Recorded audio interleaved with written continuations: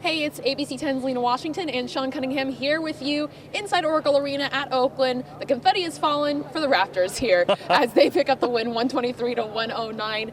The calm is here, and there was a calm before the storm. There was a little bit of a storm. I think there's a lot of Canadians in the building singing "Oh Canada" Oh after Canada! the game. They were chanting "Let's go Raptors" instead of Warriors in here in a plot twist. But yeah, it was a star-studded event. A lot of energy in this building, and unfortunately for the Warriors, they are now down in this series 2-1. There was a lot of people here surprised tonight, and I don't think they should be. I mean, look, Toronto had home court in this series for a reason. So would Milwaukee had they gone this far, but. The Warriors are the walking wounded right now. You didn't have Klay Thompson play tonight. You don't have KD. Kevon Looney's gone. You're asking a already hobbled DeMarcus Cousins to do some stuff that he didn't know that he was going to be able to do. He did it in Game 2 and willed you to a victory. And Steph Curry was just magical tonight. But he was funny. After the game, he says, you know what, we have to play better. And my question is, yeah, you guys have to play better, but can you play better? Yeah. You played over 31 shots, 47 points. That's incredible. Can you believe that that is his career playoff high after all the playoff games that he's had in these last even 5 years? That 47 is the most he's gotten in the postseason. Well, yeah, because you know what's funny is I think he's only shot over 30 points. I think this is only the second time in the playoffs that he's ever shot over 30 points, 30 attempts. No, 30 attempts. Yeah, so he had 31 attempts, which was blowing some people away. I can kind of believe it just because of the talent that surrounds him on the Warriors team, but there was a lot of people shell-shocked. And I realize we're standing in the home of the Warriors right now, just hours after the game ended, but I don't think people should be that surprised. I mean, I would have been surprised if the Warriors came out and really throttled Toronto, but on the flip side of that, Toronto played an A-plus game. Right. Some people were coming after me on Twitter saying, really? You know, I was making this an angle into the injured Warriors and not about the great game that Toronto played. But let's not pretend that Klay Thompson, Kevin Durant, and Kevon Looney not being on the floor didn't make a big difference tonight, because the Raptors were able to maintain their halftime lead for the first time in this series, aside from Game 1, where they let it slip, but they were able to manage out, I believe it was a 5-point victory in Game 1, and then they let it slip in Game 2. But 16 points in the second half, their biggest lead, 14 points in the first. We got 53 points from Kawhi Leonard and Kyle Lowry, who combined for that much. But Kyle Lowry, scoring-wise, has kind of been unnoticed in this series so far. He's been so crucial for their offense without having to score. And tonight you showed him, I mean, they come out, I think after the end of the first quarter, it was Lowry, Siakam, and Kawhi all had 9 points, knowing that all of a sudden here's Siakam, the guy that we saw in Game 1, score 30 points, and then he was kind of under control in Game 2. What happened in Game 2? Klay Thompson played. Klay Thompson doesn't play tonight, and Siakam goes off again. Exactly. Lowry, though, picks up that slack, is able to score tonight, and I think it had everything to do with just the lack of defense from the Warriors. You're missing someone like Kevon Looney. I mean, even Bogut had to play a lot tonight, even down the stretch. DeMarcus comes up a little hobbled. I mean, this team is so jacked up, and they're still able to come out here in another 109-point game. I think they have 109 points in every game. That's pretty impressive. You mentioned DeMarcus Cousins being hobbled, but we mentioned this coming after practice yesterday, was the amount of ball movement between Klay Thompson and DeMarcus in Game 2, where Cuz was so big and they wouldn't have been able to win that game on the road without him. A lot of the assists were to or from DeMarcus to Klay, and without Klay, we saw DeMarcus not being able to be as effective, I guess, in scoring. Yeah, and they didn't really move the ball through DeMarcus like they would if Klay is there, and I still think you can do that with the Warriors, but I think the Warriors went out and they were like, you know what, you knew Steph was going to have to carry you, but nobody else. At halftime, you only had one other player in double figures, and that was Iguodala. He had 10 points. Steph had 25.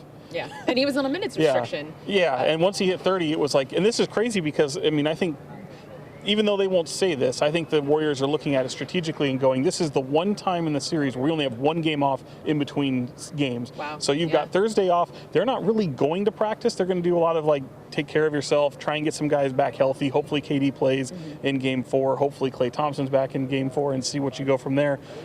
If that happens, the Warriors are going to feel great about themselves, and they don't really need that practice. They just need to get healthy, as Steve Kerr said. Sure. Well, I don't know if Steve Kerr elaborated more on this, but as far as we know, most members of the media, Kevin Durant hasn't played basketball since last month. He hasn't scrimmaged. He hasn't resumed basketball activity. So to expect him in Game 4, how realistic is that? I don't think it's realistic at all. I don't think he'll play in Game 4. I think that report came out, and they, some people were confident that he might play in Game 4, but because he hasn't scrimmaged, because he hasn't had that practice, and they're not really practicing there, I think, look, the thought is hopefully you're getting you're getting Klay back for Game 4 on Friday, and then maybe you get back in the series, and then hopefully you can play a little bit. But I don't think they're all that confident that he's going to be able to go.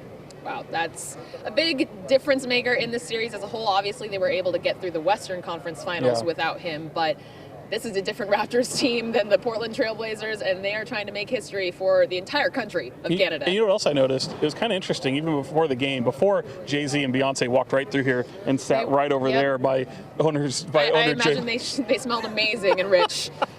What do you think they smelled like? Money. Mahogany? Mahogany and money. Vanilla? Yeah. Ivory? All of that, All right. yeah. No, so they walked right through here. They sit right next to Joe Lacob and his wife. Sitting on the other side was Rich Kleiman, Kevin Durant's agent. Mm-hmm. Oh, that could be so, what are they going to do offseason? Mm-hmm. No, I think they're just trying to figure a way to get him back on the floor. And if you go at Steve Kerr's word, which is, he hasn't scrimmaged, you need to have a scrimmage, you need to have a team practice, you need to kind of go through it before you get a guy back, especially for as long as Kevin Durant has been out in this series. That's what leads me to think, no, that he won't be back by Game 4. But if you can make that giant leap forward tomorrow, get a little bit more work with the trainers, and then maybe he'd be ready to go for Game 5, that would be optimistic there. That would be optimistic. But do the Warriors leave Oakland with the series evened out at 2-2? I don't know. I think so much hinges upon health right now, and if you, in my opinion, if you can get one of those guys back, sure, because why not? I mean, you look a lot different with Klay Thompson on the floor. Kevin Durant is one of the best players in the world.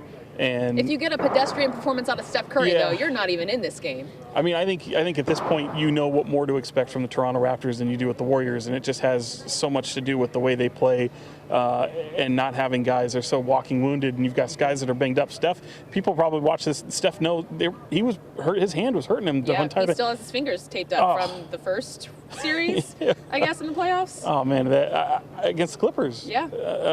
So yeah, I'm not all that confident, but yeah. Sure, I think they can squeak out a win.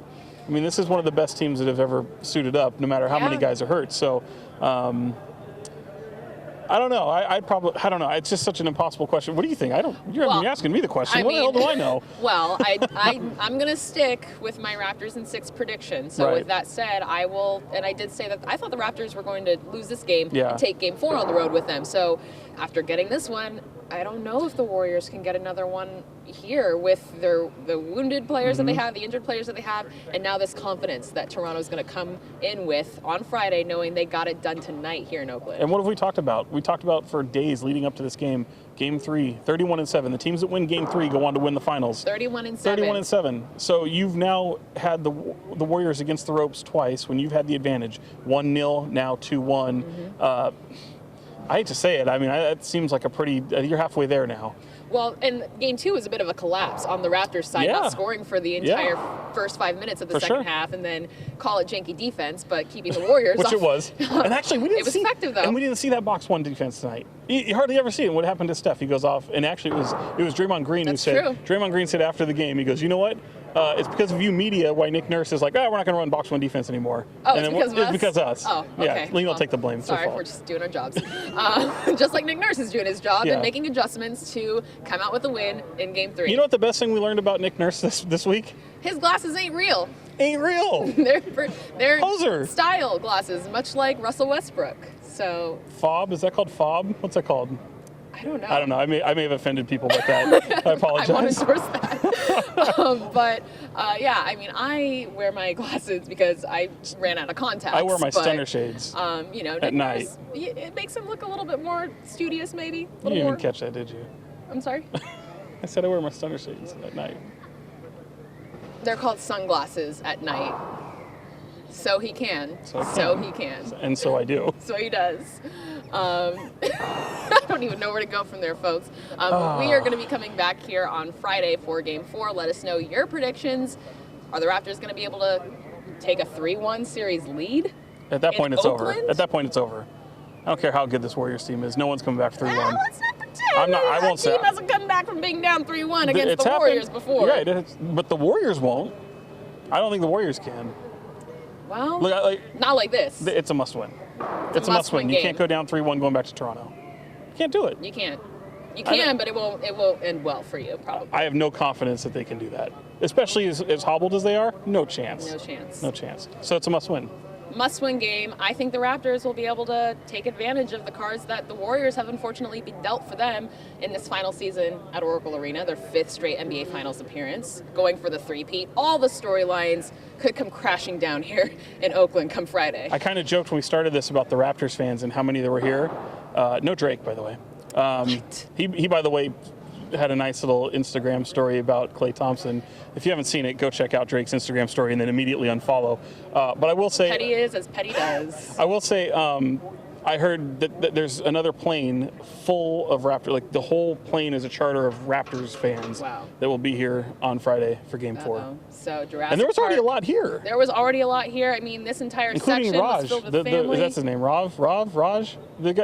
He's the most famous Raptor fan not named Drake. Oh, yes, he was here. I think we saw here. him being interviewed on the concourse, actually. I really do. Hope Or I Celine got his name Dion. wrong. Maybe we'll get a Celine Dion. Or Bieber? Bieber and his wife, Kaylee, of the Baldwin families.